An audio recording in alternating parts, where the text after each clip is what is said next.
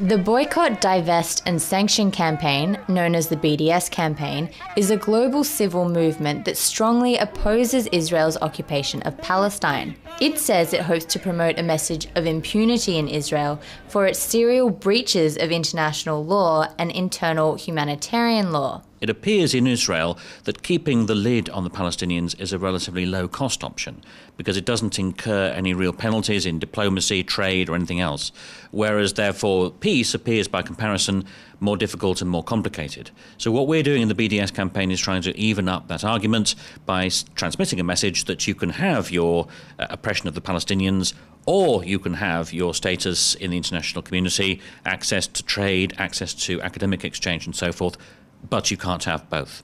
The BDS movement is spreading in Australia, with one of the country's leading academic institutions, the University of Sydney, taking a stand against Israel's largest science and technology university, Technion University in Haifa, Israel. What we have done in the BDS campaign really is the occasional symbolic act.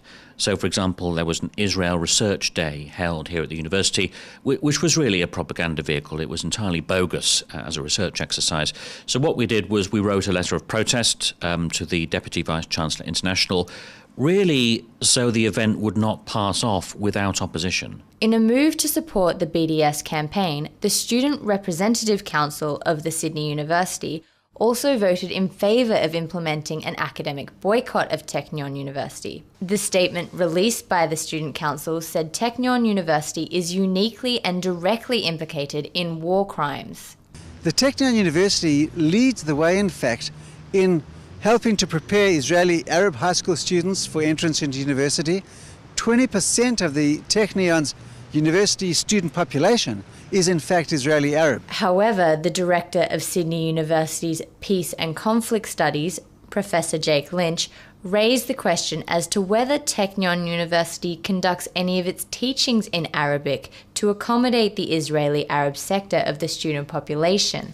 The reason why it is singled out is because it has particularly close links with a defense company called Elbit Systems. And Elbit Systems is implicated in Israel's illegal separation fence. It's also implicated in developing equipment used by the Israeli Defense Force against Palestinian civilians, remote-controlled bulldozers for demolishing Palestinian homes and things like that.